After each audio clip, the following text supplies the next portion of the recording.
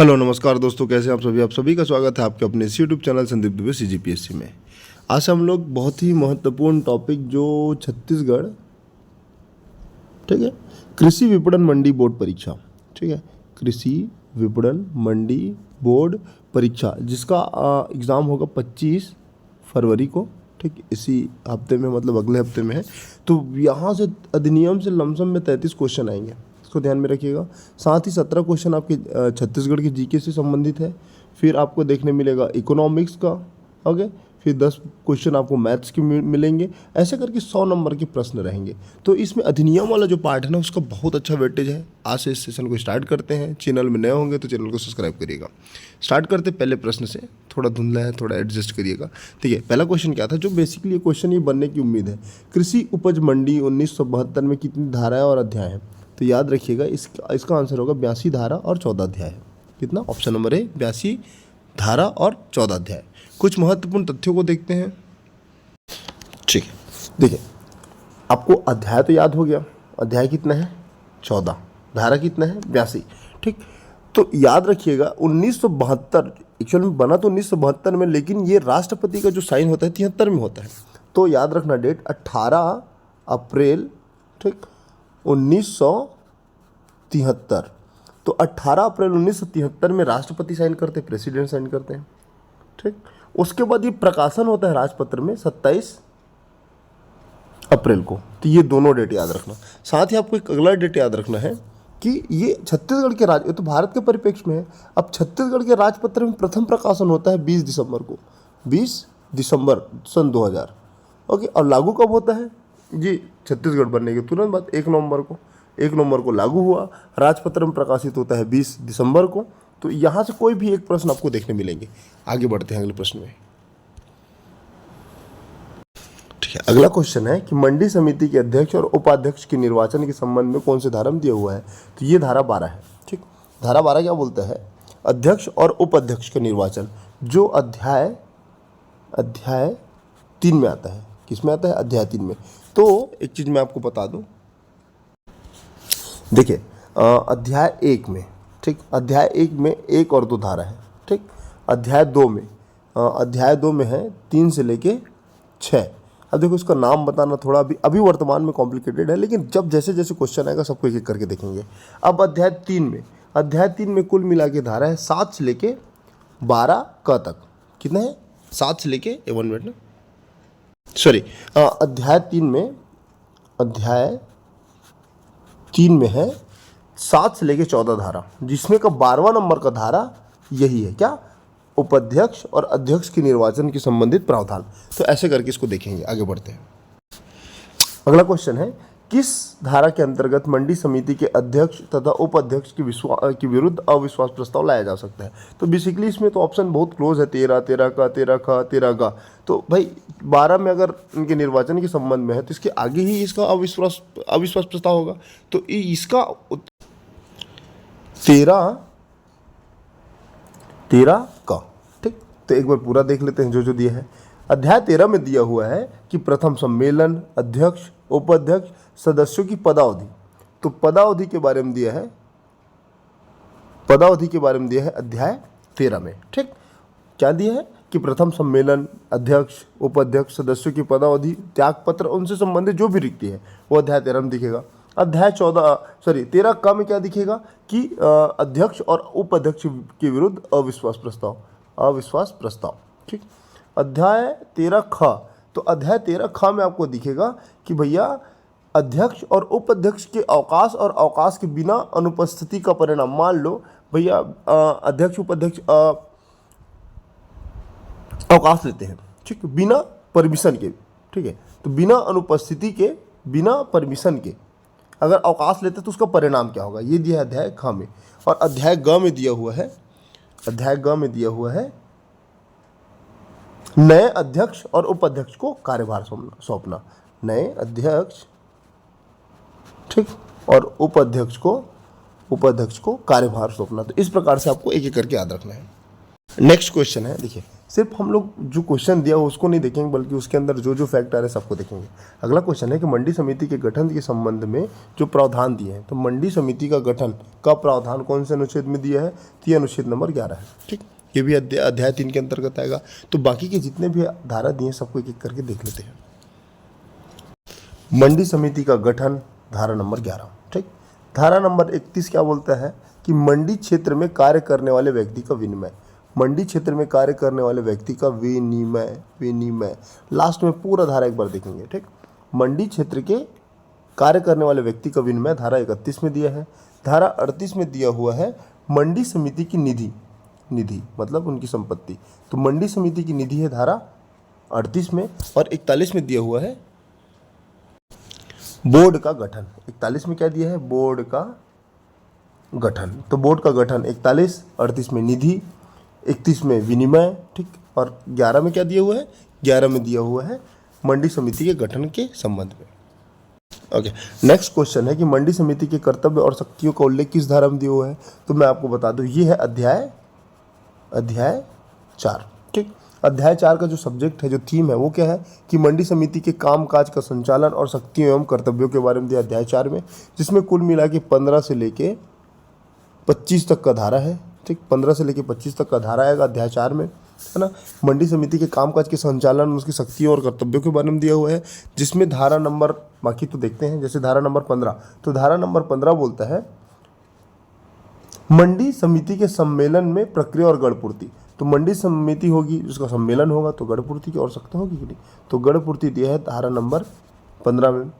16 में दिया है कि जो भी मंडी समिति का जो भी सम्मेलन होगा, तो उसका अध्यक्षता कौन करेगा? तो अध्यक्षता से संबंधित मंडी समिति जितनी भी बैठक होगी उसकी अध्यक्षता कौन करेगी? धारा 16 में दिया हुआ है। धारा 17 में दिया हुआ है कि मंडी समिति के कर्तव्य और शक्तियाँ, ये धारा नंबर 17 में है। तो इसका आंसर क्या आएगा?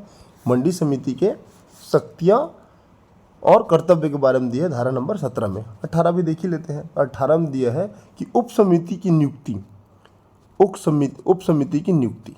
ठीक, उप समिति की नियुक्ति और शक्तियों का प्रत्यायोजन, तो उप समिति की नियुक्ति दी है धारा नंबर 18 में। ओके, नेक्स्ट क्वेश्चन है कि समिति की किस धारा के अंतर्गत बजट तैयार करने और मंजूरी करने की शक्ति प्राप्त है? इसका आंसर पहले मैं बता दूं, धारा नंबर 25 का। तो धारा नंबर 25 में दिया है मंडी का जो बजट होगा उसको तैयार कौन करेगा, मंजूरी कैसे देंगे, तो इस सब चीज़ के बारे में आपको दिया है धारा नंबर 25। बहुत ही इंपॉर्टेंट है, इसको नोट करके रखना। उसके अलावा आपको ध्यान रखना है, क्या ध्यान रखना है कि ये जो है बजट के बारे में वो अध्याय 4 के कम है, अध्याय 4 के कम है, जिसमें बजट तैयार करने की जो शक्ति है, मंजूरी है, उसके बारे में है। तो इसको ध्यान में रखना। आगे धारा नंबर 24 को देख लेते हैं। चलो, धारा नंबर 24 क्या है? धारा नंबर 24 है कि उधार लेने की शक्ति। क्या लेने की शक्ति? उधार लेने की शक्ति। उधार लेने की शक्ति किस में है? धारा नंबर 24 में। अब ये अध्याय कौन सा भैया? ये है अध्याय 4। ठीक, तो 4 में कितना धारा है? 15 से लेके 25 है ना, तो 24 किसके अंतर्गत लेना है आपको? तो इसको आपको ध्यान में रखना है। 24 को क्या? उधार लेने की शक्ति, उधार बस लिख देता हूँ। अगला 25 क्या है? संविदाएं करने की नियुक्ति, मतलब संविदा के बारे में दिया हुआ है 25 में। 25 का में बजट। ठीक, और 26 में दिया है, चूंकि अब मैं बता दूं, अध्याय नंबर जो 5 है, अध्याय जो 5 है उसमें कुल मिला के 26 से लेके 30 तक का धारा दिया हुआ है। 26 से लेके 30 तक का धारा दिया है। तो एक एक करके देख लेते हैं पूरा। जैसे 26 में दिया है कि राज्य मंडी बोर्ड की सेवा, मतलब राज्य मंडी बोर्ड सेवा का गठन, राज्य मंडी बोर्ड सेवा का गठन धारा नंबर 26 में। धारा नंबर 27 में है सचिव और अन्य अधिकारी, सचिव और अन्य अधिकारी। ठीक है, धारा नंबर 28 और 29 विलुप्त हो चुका है, मतलब इसको अधिनियम से हटा दिया गया है। और धारा नंबर 30 जो है कर्मचारी वृंद की नियुक्ति, तो जो सचिव और अधिकारी की नियुक्ति 27 में है, कर्मचारियों की नियुक्ति है धारा नंबर 30 में। 27 से 28 को हटा दिया गया है। 26 में है राज्य मंडी बोर्ड सेवा का गठन। ओके, तो इस प्रकार से आपको ध्यान में रखना है। अगला क्वेश्चन देखते हैं। ओके, अगला क्वेश्चन है कि मंडी समिति को मंडी प्रांगण में हुए, जो मंडी समिति है, तो मंडी प्रांगण के क्षेत्र में जो अतिक्रमण होता है तो उसको हटाने की शक्ति कौन से धारा में कही गई है, बताई गई है। तो ये धारा है धारा नंबर 22। धारा नंबर 22 में बताया गया है कि भैया कोई भी मंडी प्रांगण में मंडी समिति, मतलब मंडी प्रांगण में कोई भी अतिक्रमण होता है, कोई भी विवाद होता है, तो मंडी समिति द्वारा उसका निर्धारण किया जाएगा, मतलब उसका समाधान किया जाएगा, तो धारा नंबर 22 में है। ठीक, उसके अलावा धारा नंबर 23 अगर मैं बात करूं तो धारा नंबर 23 आपको मिलेगा कि गाड़ियों को रोकने की शक्ति, किसको, गाड़ियों को रोकने की शक्ति, ये धारा नंबर 23 में दिया है। जबकि 24 में दिया है उधार लेने की शक्ति, मंडी की उधार लेने की शक्ति। तो बार बार जितनी बार भी धारा आएंगे ना, सबको एक बार देखेंगे। ओके, नेक्स्ट क्वेश्चन है धारा नंबर 26 के बारे में कौन सा सही है, बताइएगा। ठीक है, तो धारा नंबर 26 क्या बोलता है कि राज्य मंडी की शक्तियों और कर्तव्यों के बारे में है, कि बजट तैयार करने के बारे में है, कि राज्य मंडी बोर्ड सेवा का गठन के बारे में है, कि सम्मेलन की गढ़पूर्ति के बारे में है। तो जैसे कि हमने देखा, इसका आंसर होना चाहिए क्या, राज्य मंडी बोर्ड सेवा। तो राज्य मंडी बोर्ड सेवा, तो ये जो है धारा 26 है वो राज्य मंडी बोर्ड सेवा से संबंधित है। ओके, उसके अलावा जैसे मंडी समिति की शक्ति और कर्तव्य, तो मंडी समिति की शक्ति और कर्तव्य के बारे में किसमें दिया हुआ है, मंडी समिति के शक्ति और कर्तव्य का जो धारा है वो धारा मेरे ख्याल से, हाँ, ये है धारा नंबर 17। ठीक, मंडी समिति की शक्ति और कर्तव्य धारा नंबर 17। गढ़पूर्ति होगा आपका धारा नंबर 15। ठीक है, कि मंडी समिति के सम्मेलन की गढ़पूर्ति 15, और बजट ये है आपको 25 का। ठीक, आगे बढ़ते हैं। देखो अगला क्वेश्चन है कि यदि कोई भी मंडी समिति के सम्मेलन हो रहा है जिसमें अध्यक्ष और उपाध्यक्ष क्या है, अनुपस्थित है, तो जब दोनों अनुपस्थित है तो कौन अध्यक्षता करेंगे, तो इसकी अध्यक्षता ऐसे लोग करेंगे जो उस सम्मेलन में सर्वसम्मति से चुना जाए। तो ऑप्शन नंबर सी उपर्युक्त में सबसे बेस्ट है, तो इसका आंसर क्या होगा, ऑप्शन नंबर सी। ओके, मंडी समिति का जो अध्यक्ष है वो अपना त्याग पत्र किसे सौंपेगा, तो वो हमेशा अपना त्याग पत्र सौंपेगा कलेक्टर को, ऑप्शन नंबर बी। अगला क्वेश्चन है कि मंडी में जो लाइसेंस शुल्क है किसके द्वारा वसूली की जाती है, तो लाइसेंस शुल्क की वसूली किसानों द्वारा बिल्कुल नहीं कर सकते, कृषि उपज मंडी द्वारा ये भी द्वारा नहीं कर सकते। ठीक है, मध्यस्थों द्वारा। तो इसका आंसर होना चाहिए क्या, ऑप्शन नंबर सी, मध्यस्थों द्वारा। अगला क्वेश्चन है कि बहिर्गामी अध्यक्ष के द्वारा नए अध्यक्ष को कार्यभार सौंपने से इनकार करने पर किसके द्वारा निर्देश दिए जाएंगे। ठीक है, मान लो एक अध्यक्ष था, इनका निर्वाचन समाप्त हो गया, अब अगला अध्यक्ष बनता है। ठीक, अध्यक्ष बनता है ये और बोलता है कि भैया मैं अपने कर्तव्यों का निर्वहन नहीं करूंगा, तो इसका निर्देश जारी करने की शक्ति किसके पास है, उपाध्यक्ष के पास होगा क्या, बिल्कुल नहीं। नए अध्यक्ष के पास होगा, ये बिल्कुल नहीं कर सकता। एक तो होगा संचालक और दूसरा उसके द्वारा निमित्त कोई भी प्राधिकारी या अधिकारी। तो इसका आंसर होगा 3 और 4 सही है। 3 और 4 क्या है, सही है, ऑप्शन नंबर सी, बाकी दोनों गलत है। तो थोड़ा इसमें आपको ध्यान में रख के बनाना, बिल्कुल बनेगा। ओके, अगला क्वेश्चन है कि किस धारा के अंतर्गत समिति को अपील और विवाद से संबंधित निपटारा करने का अधिकार है। तो इसका आंसर सबसे पहले देख लेते हैं। ये जो है विवाद संबंधित, मंडी समिति को विवाद और अपील संबंधित जो निपटारा करने का अधिकार देता है धारा नंबर 34 का। ठीक, अब इससे संबंधित मैं अध्याय 6 को बता देता हूँ आपको। ठीक है, अध्याय 6 में कुल मिला के 31 से लेके 37 का तक का धारा है। ठीक, जिसके अंतर्गत ये आएगा। तो इसके महत्वपूर्ण अनुच्छेद अध्याय को देख लेते हैं, धारा को देख लेते हैं। जैसे धारा 31, फिर से देख लेते हैं धारा 31। धारा 31 में दिया है, 31 में दिया है कि मंडी क्षेत्र में कार्य करने वाले व्यक्ति का विनिमय, पहले बताया विनिमय, मंडी क्षेत्र में जो भी व्यक्ति कार्य करेंगे ना उनका विनिमय, ये दिया धारा नंबर 31 में। धारा नंबर 32 में दिया हुआ है अनुज्ञप्तियों को मंजूर करने की शक्ति, अनुज्ञप्ति को मंजूर करने की शक्ति, ये धारा नंबर 32 में दिया हुआ है। उसके अलावा 32 का ये चीज़ है। ठीक, इसमें और देख ले सकते हैं धारा नंबर 34। धारा नंबर 34 है अपील, आप किसके पास अपील कर सकते हैं, अपील। तो धारा नंबर 34 में दिया है अपील, और अपील और विवाद का निपटारा दिया है 34 क में। 34 क में अपील और विवाद का निपटारा। ओके, उसके अलावा इसमें है 37 देख लीजिए, क्रय और विक्रय करने की शक्ति, क्रय और विक्रय करने की शक्ति। तो इस प्रकार से कुछ महत्वपूर्ण चीज़ों को आपको ध्यान में रख के आगे बढ़ना है। ठीक, आगे बढ़ते हैं। ठीक है, नेक्स्ट क्वेश्चन क्या है, धारा 17 के बारे में क्या सही है कि मंडी समिति के सदस्य शक्ति और कर्तव्यों के बारे में दिया है। तो ये बिल्कुल सही है। पहला धारा नंबर जो 17 है वो मंडी समिति की शक्ति और शक्तियों के बारे में दिया है। अच्छा, उसके अलावा क्या है, उधार लेने की शक्ति, फिर से मैं बता दूँ, उधार लेने की शक्ति धारा नंबर 24 में है, धारा नंबर 24 में है। ठीक, बजट तैयार करने की शक्ति 25 क में है। उसके बाद मंडी में सम्मेलन की प्रक्रिया, तो ये आपको मिलेगा धारा नंबर 15। बार बार आपको याद दिलाऊंगा तो आपको शायद याद रहे। अगला क्वेश्चन है कि मंडी समिति निधि किस धारा में दिया है। तो मंडी समिति की निधि के बारे में अगर मैं बात करूं तो ये आपको मिलेगा धारा नंबर 38 में। दो धारा। अब यहाँ पर मैं अध्याय 7 के बारे में बात करूं तो अध्याय 7 जो बताता है वो निधि के बारे में बताता है। किसके बारे में? निधि। ठीक। मंडी समिति की एक निधि होगी, मतलब मार्केट कॉम्पिटिटिव फंड। ये होता है धारा नंबर 7 में, अध्याय 7 में है, जिसमें दो धारा है, 38 और 39। बहुत महत्वपूर्ण है। 38 में जो बताया गया है मंडी समिति की निधि के बारे में, 38 में है, जबकि 39 में उस निधि का उपयोजन से संबंधित है। उपयोजन। ठीक। क्या कि मंडी समिति की जो निधि है उसका उपयोजन कैसे करेंगे, तो 39 में है। ठीक। अच्छा, दोनों धारा देख लिए। इसका आंसर तो खैर ऑप्शन नंबर सी होगा। 28 क्या है, ये लुप्त हो चुका है, इसको पढ़ने का नहीं है। 27 जो है सचिव और अन्य अधिकारी के बारे में है। सचिव व अन्य अधिकारी। ठीक है। नेक्स्ट क्वेश्चन है कि मंडी समिति की निधि का समस्त धन जमा किया जाएगा सहकारी बैंक में, डाकघर में, किसी ऐसे बैंक में जो बैंककारी कंपनी से संबंधित होती है। इसका आंसर क्या होगा? उपरोक्त सभी D. Option number D.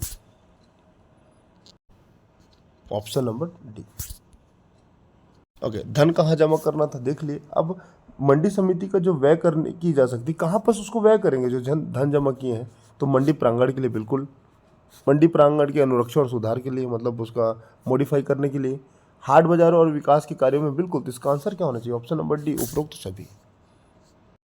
Question दिया है कि छत्तीसगढ़ राज्य कृषि विपणन बोर्ड अधिनियम अधिसूचना में क्या शामिल है। देखो, अगर बात करूँ कृषि राज्य विपणन बोर्ड के बारे में, तो देखो ये एक निगमित निकाय है, इसकी एक सामान्य मुद्रा है, ये निगमितवाद से चलता है और किसी भी संपत्ति को अर्जित करने और बेचने के लिए सक्षम है। तो ये जितने भी तथ्य दिए हैं वो आपका संबंध है उसका छत्तीसगढ़ राज्य कृषि विपणन बोर्ड के अधिसूचना में। तो इसका आंसर क्या होगा? Option number D. 1, 2, 3, 4 चारों सही। अगला क्वेश्चन है कि मंडी समिति के अध्यक्ष, उपाध्यक्ष और अन्य सदस्यों की यात्रा भत्ता दिया जाएगा, किससे दिया जाएगा? तो मंडी समिति की निधि से दिया जाएगा भाई। Option number A. ओके। अगला क्वेश्चन है कि कृषि उपज अधिनियम और कृषि उपज मंडी अधिनियम 1972 से संबंधित जो परिभाषा किससे संबंधित है? एज यूजुअली परिभाषा हमेशा अध्याय धारा 2 से संबंधित होता है। ओके, फिर भी मैं आपको कुछ महत्वपूर्ण तथ्यों को बता देता हूँ। जैसे अध्याय 1। क्या अध्याय 1 में है शब्दावली। क्या है? शब्दावली। ठीक। जिसमें दो धारा है, पहला और दूसरा, मतलब टोटल दो धारा है। तो पहला में है संक्षिप्त नाम, उसके बारे में बताना, मतलब प्रारंभ, विस्तार। तो हमेशा संक्षिप्त नाम, विस्तार, प्रारंभ ये आपको देता है धारा नंबर 1 में। धारा 2 है परिभाषा। ठीक, परिभाषा। ओके, उसके अलावा ये तो हो गया अध्याय 1। अध्याय 2 को देख लेते हैं एक बार। अध्याय 2 में कुल मिला के मंडी की स्थापना के बारे में है। मंडियों की स्थापना। तो मंडियों की स्थापना किस में दिया हुआ है? अध्याय 2 में। कुल कितने धारा इसमें? 3 से लेके 6 तक। सब अनुच्छेद को एक बार देखते हैं। जैसे अनुच्छेद 3 में क्या है? अनुच्छेद 3 में है कि विनिर्दिष्ट क्षेत्र में अधिसूचित कृषि उपज के विपणन का विनिमय करने की आशा से अधिसूचना, मतलब कुल मिला के विपणन का विनिमय करना। विपणन का क्या करना? विनिमय करना। तो विपणन का विनिमय धारा नंबर 3 में। धारा नंबर 4 है कि मंडियों की स्थापना। किसकी स्थापना? मंडियों की स्थापना। ठीक, और अधिसूचना जारी करना जो भी है, तो इसको मंडियों की स्थापना धारा नंबर 4 में है। धारा नंबर 5 में है मंडी और मूल मंडी प्रांगण। मंडी प्रांगण और मूल मंडी प्रांगण, तो ये दिया है धारा नंबर 5 में। ठीक। उसके बाद धारा नंबर 6 बोलता है कि अधिसूचित कृषि उपज के विपणन का नियंत्रण। तो 6 क्या है? नियंत्रण। जो आपने अधिसूचित कृषि उपज रख ले उसका नियंत्रण आप कैसे करेंगे? तो ये आपको एक बार अच्छे से देखना, बार बार रिकॉल करेंगे तो 100% आपसे बनेगा। अगला क्वेश्चन है कि कृषि उपज मंडी अधिनियम 1972 के अंतर्गत कृषकों से क्या अभिप्राय है? तो जिसकी जीविका का संपूर्ण साधन कृषि उपज पर आधारित हो, तो ये आपके क्या कहलाएंगे? कृषक। इसका आंसर क्या होगा? Option number A. अब देखिए अगला क्वेश्चन, अगला इसमें ऑप्शन दिया है कि भैया ऐसे व्यक्ति जो जीविका का जो साधन उद्योग रहे, तो क्यों वो कृषक कहलाएंगे। दैनिक वेतनभोगी क्यों कृषक कहलाएंगे? तो इसका आंसर तो यही होगा। तो सबसे उपयुक्त आंसर लीजिएगा ऐसे परिस्थिति में। ओके, अगला क्वेश्चन है कि कृषि विपणन बोर्ड के पदेन सदस्य कौन कौन होंगे? देखो, पहला मंत्री जो कृषि विभाग से संबंधित हो, भारत साधक भी हो सकते हैं। सचिव या विशेष सचिव छत्तीसगढ़ शासन कृषि विभाग के। रजिस्ट्रार सहकारी सोसाइटी छत्तीसगढ़ के। कृषि उपज विपणन के 2 विशेषज्ञ, तो 2 नहीं 1 है। तो इसका आंसर क्या होगा? 1, 2, 3 सही और चौथा गलत। इसका आंसर होगा ऑप्शन नंबर सी।